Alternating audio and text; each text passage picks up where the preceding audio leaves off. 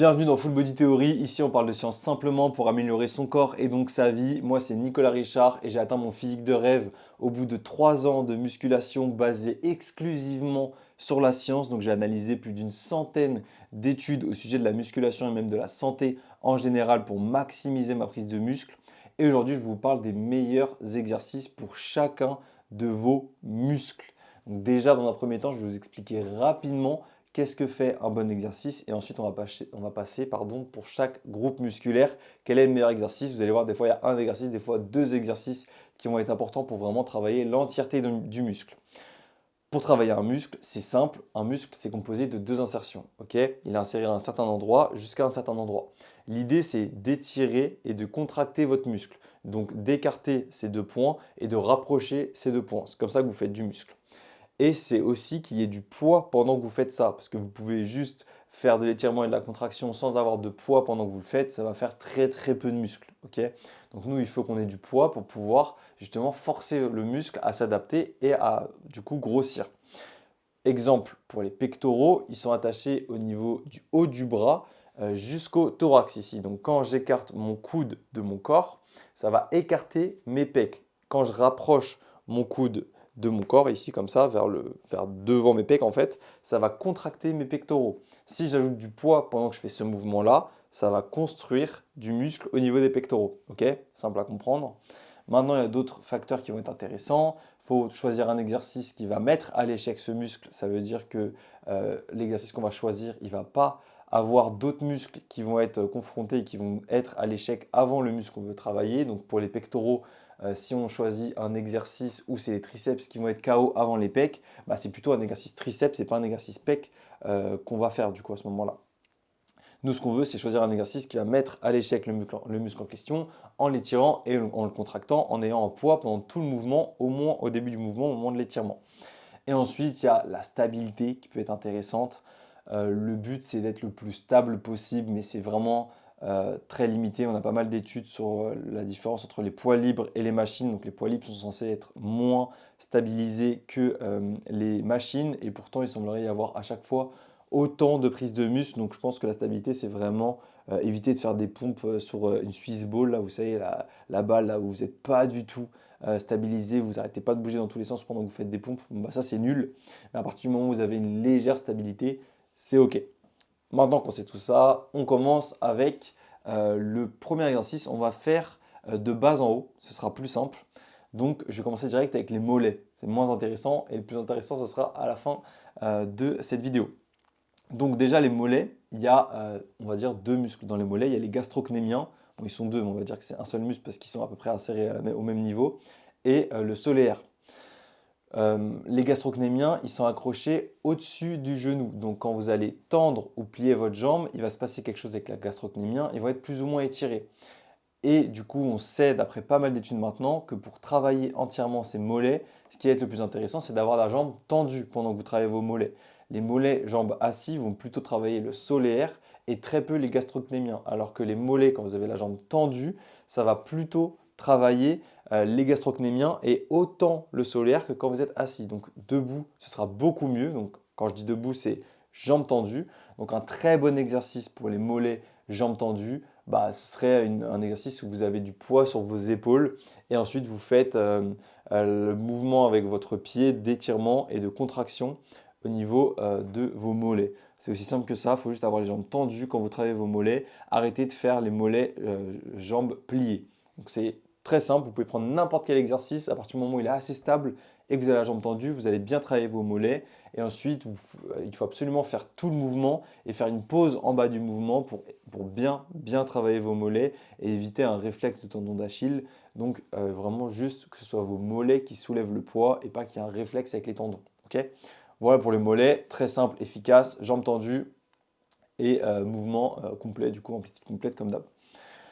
Ensuite, là, ça va commencer à être plus intéressant. Les quadriceps. Les quadriceps, il va falloir deux exercices absolument, pour une raison très simple.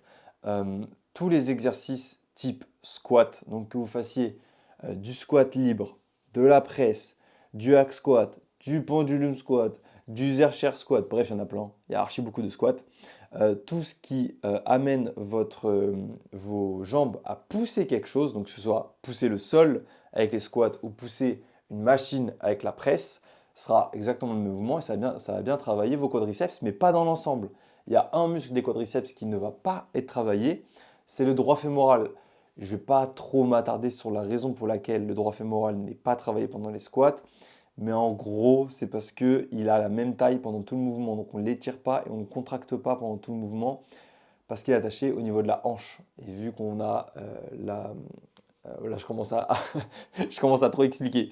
Je ne vais pas expliquer de zinzin, mais en gros, vu qu'on a le buste penché et qu'on plie les jambes en même temps, bah, du coup, le muscle reste de la même taille. J'ai fait pas mal de vidéos où j'explique exactement le procédé pour lequel le droit fémoral n'est pas travaillé, mais en gros, il faut que vous sachiez qu'il y a 4 muscles dans les quadriceps et il y a un des 4 muscles qui n'est pas travaillé quand vous faites un exercice de type squat. Mais d'abord, on va quand même choisir un exercice de type squat parce que c'est hyper important pour bien focus les quadriceps. Ensuite, je vais vous donner un exercice qui va être important pour travailler le droit fémoral et les autres muscles des quadriceps, mais surtout le droit fémoral qui n'est pas travaillé pendant l'exercice que je vais vous donner maintenant.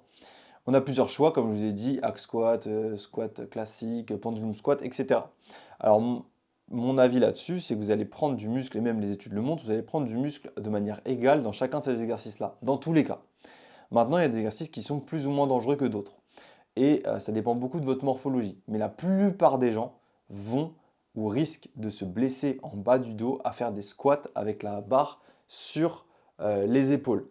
Ce qui va être important, c'est de réussir à avoir le dos droit et de ne pas arrondir son bas du dos pendant le mouvement. Il y a une théorie qui veut que si vous commencez avec un poids assez léger, même si vous faites un mouvement qui n'est pas optimal et qui n'est pas très sécuritaire, vu que vous allez vous habituer à faire ce mouvement, vous ne risquez pas de vous blesser. Ok, la théorie c'est bien, sauf qu'en pratique, le plus souvent, il y a énormément de blessures à cause du squat parce qu'il y a beaucoup de personnes justement qui arrondissent leur dos. Donc mon avis sur le squat, c'est que vous pouvez le faire si en vous filmant, vous voyez que votre dos est parfaitement droit tout le temps et qu'au moment où vous êtes en bas du mouvement, il n'y a pas votre fessier et votre dos qui s'arrondit en bas du mouvement. Si jamais ça s'arrondit, il va falloir choisir un exercice qui vous permet de ne pas que ça ne s'arrondisse pas. Par exemple, le pendulum squat. Le pendulum squat, c'est un très bon exercice pour éviter ça. Ou le Zercher squat, ça peut être intéressant. C'est quand vous avez la barre au niveau de vos coudes, ça va être hyper intéressant parce que le poids va être parfaitement aligné entre votre cuisse en plein milieu. Du coup, vous ne serez pas trop déstabilisé et vous allez pouvoir garder le dos droit.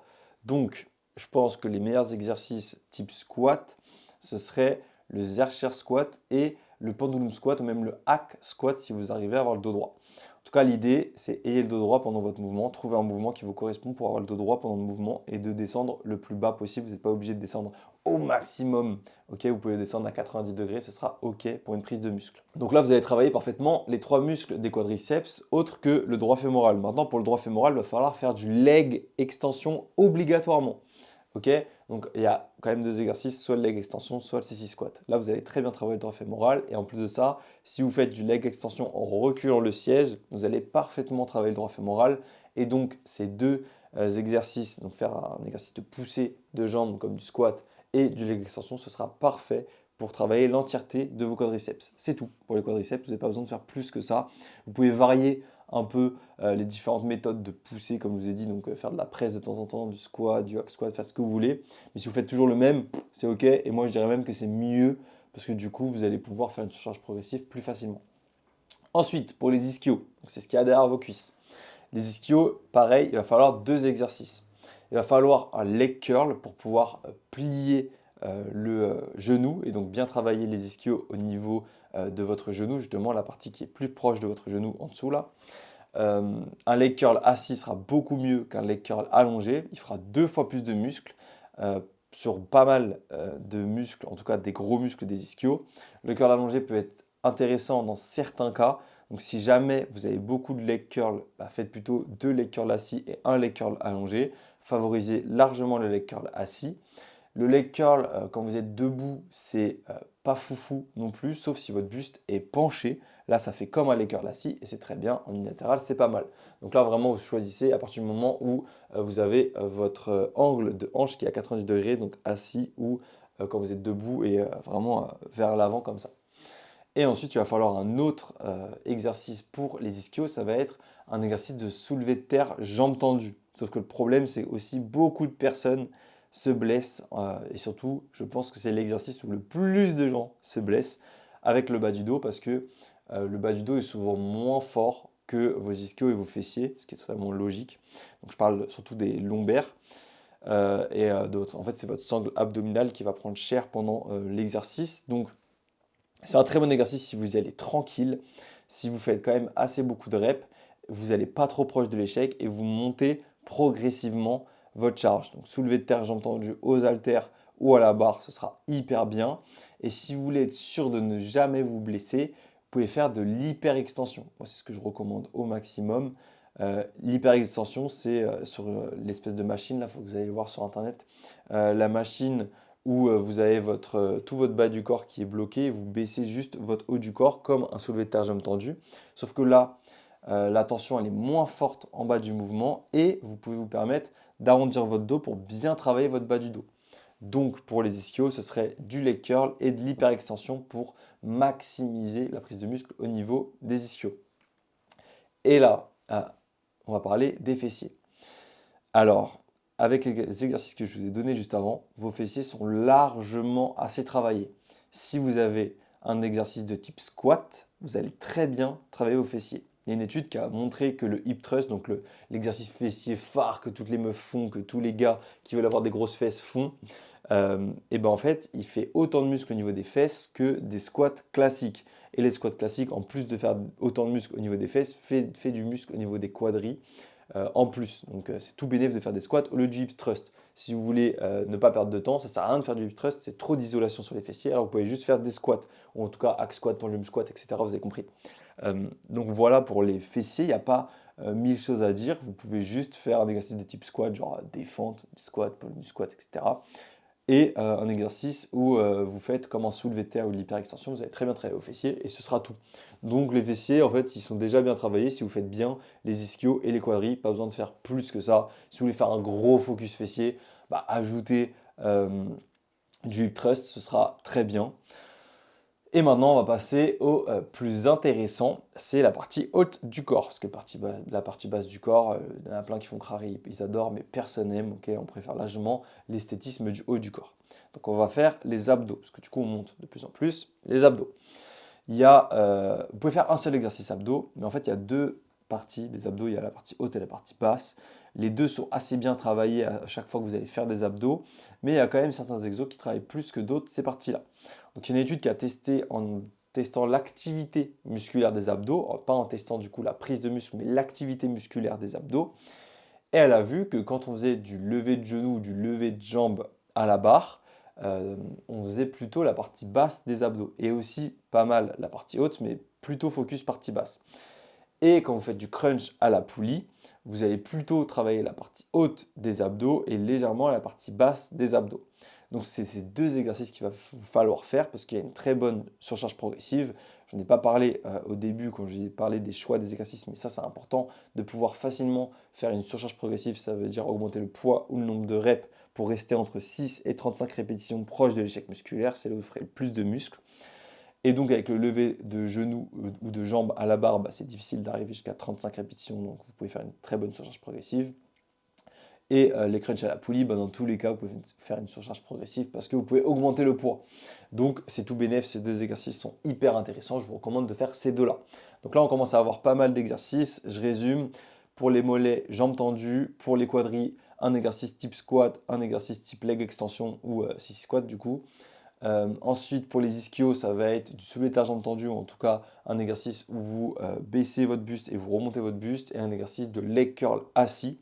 Pour les fessiers, c'est déjà bon avec les squats et les hyperextensions. Et maintenant, pour les abdos, crunch à la poulie et lever de jambes tendu ou lever de genoux.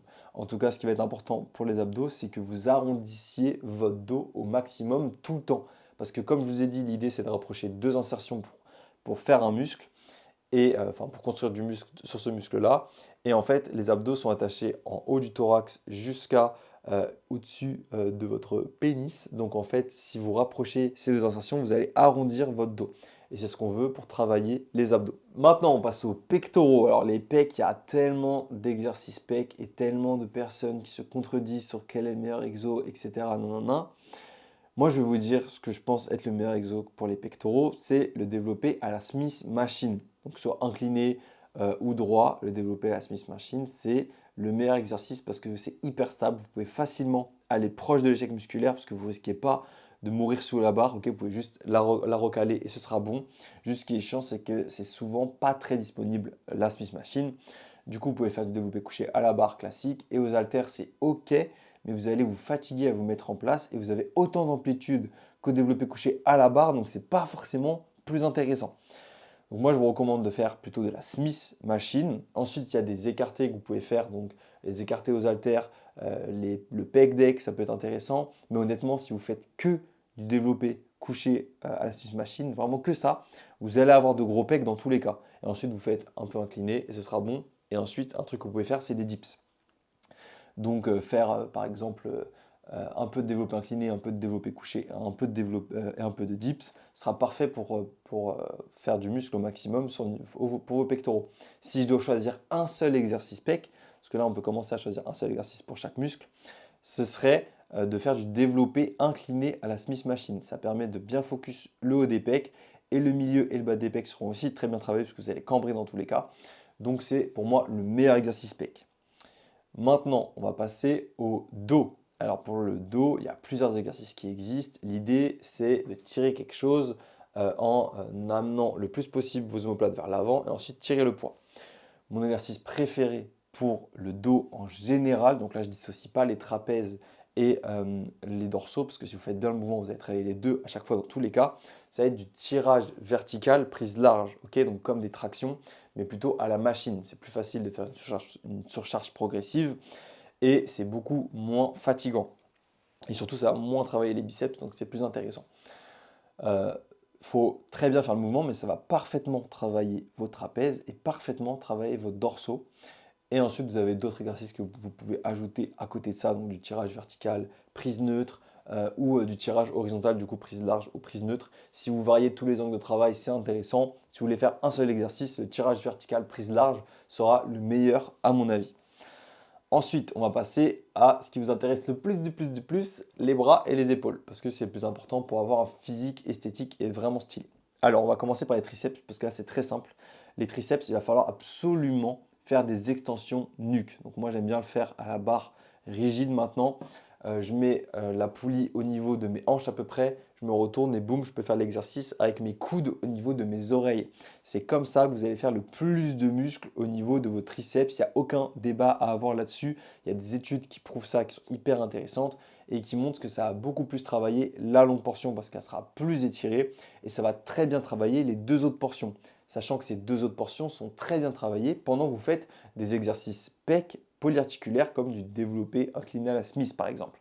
Donc il n'y a aucun débat possible à avoir. Sur les triceps, ça va être des extensions nuque qu'il va falloir faire. Wesh, des extensions nuque qu'il va falloir faire absolument.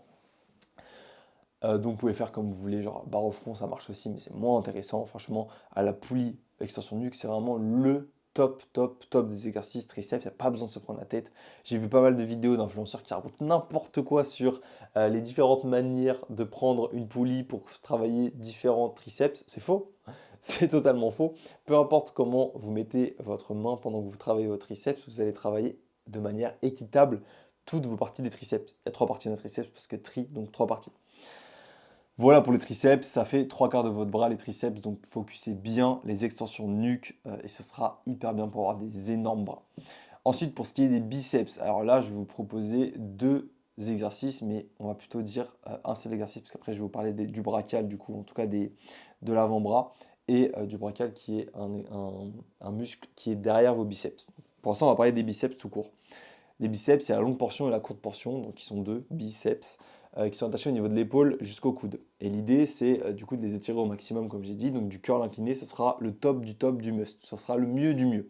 Si vous arrivez à faire du curl incliné ou du Bayesian curl de la bonne manière avec une poulie, ce sera vraiment le must. Mais en fait, moi, j'ai remarqué qu'au bout d'un moment, la surcharge progressive, elle est un peu compliquée à la poulie au biceps quand vous reculez votre bras comme ça. Et c'est beaucoup plus simple de le faire au curl incliné. Donc moi maintenant je fais que du curl incliné et je vous recommande de le faire. Ça va parfaitement travailler vos biceps.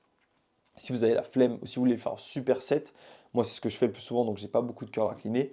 Je fais des curls classiques, ça va très bien marcher aussi. Vous allez très bien focus vos biceps. Et ensuite, du coup, le brachial, comme je vous ai dit, il est derrière les biceps. En gros, il va pousser un peu les biceps et il va permettre aussi d'avoir un biceps qui paraît plus large, en tout cas un bras qui paraît plus large de face. Pour le travailler, c'est simple, curl pupitre. Ok, curl pupitre, ça va être le meilleur exercice pour ça. Si vous pouvez le faire à la machine, ça va être plus intéressant parce que la surcharge progressive sera beaucoup mieux. Avant, je pensais que c'était le curl pupitre au poids libre qui était beaucoup mieux parce que la tension était plus forte au moment où le bras était enfin, au moment où le muscle était étiré. Sauf qu'on a eu quelques études qui ont montré que ce n'était pas forcément le plus intéressant d'avoir une tension forte en bas du mouvement, mais qu'il fallait juste avoir une tension pendant tout le mouvement. À partir du moment où il y a une tension, c'est bon. Donc à la machine, il y a une tension pendant tout le mouvement, c'est très bien. Si vous, pareil, vous voulez faire en superset, du curl marteau sera parfait pour le brachial. Moi, c'est ce que je fais personnellement, mais si vous avez du temps, le curl pupitre sera le top du top. Voilà pour les biceps, curl pupitre, curl incliné. Triceps, extension nuque. Maintenant, les épaules. Ça, c'est le plus complexe. Pour moi, le meilleur exercice épaule que vous puissiez faire, ça va être des élévations latérales. Il y a plusieurs faisceaux dans les épaules. Tous les faisceaux sont bien travaillés avec les exercices que je vous ai donnés avant. Le faisceau arrière, il va être bien travaillé pendant le tirage vertical, donc c'est OK. Si vous voulez remettre un focus, il va falloir faire de l'oiseau, par exemple aux haltères, pour bien focus l'arrière d'épaule, ou du pec deck inversé pour bien focus l'arrière d'épaule. Mais bon, ça sera déjà très bien travaillé avec du tirage vertical. Pareil pour l'avant d'épaule avec les dips ou du développé incliné à la Smith par exemple. Donc l'avant d'épaule c'est OK. Ce qui manque c'est le faisceau latéral de l'épaule. Pour le faisceau latéral, il faut juste écarter vos coudes vers l'extérieur comme ça de votre corps. Donc éloigner vos coudes de votre buste.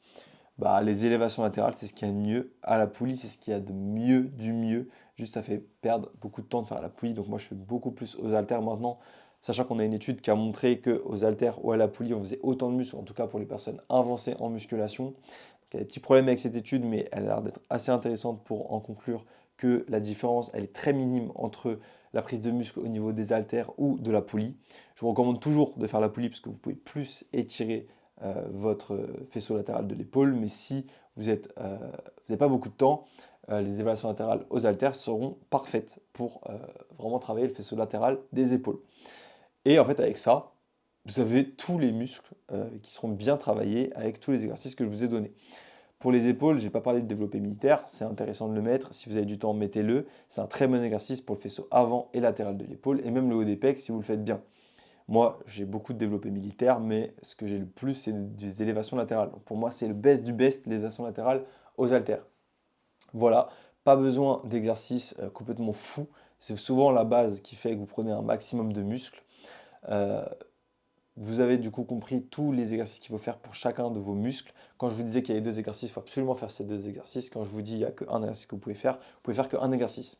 Si vous mettez tous les exercices que je vous ai dit dans cette vidéo, bah, vous serez sûr à 100% de faire du muscle à partir du moment où vous êtes entre 6 et 35 répétitions, si vous êtes proche ou à l'échec musculaire à chaque fois, et si vous prenez assez de repos pour toujours être proche de votre potentiel maximal, toujours avoir la possibilité de mettre le plus d'intensité possible pendant que vous faites vos mouvements. Et ensuite, d'autres règles que je vous donne, il faut manger assez de protéines, donc 2 grammes par kilo de poids de corps si vous êtes sûr de prendre du muscle. Et pour le nombre de séries, il faut au moins entre 6 et 20 séries par muscle par semaine pour être sûr de prendre du muscle.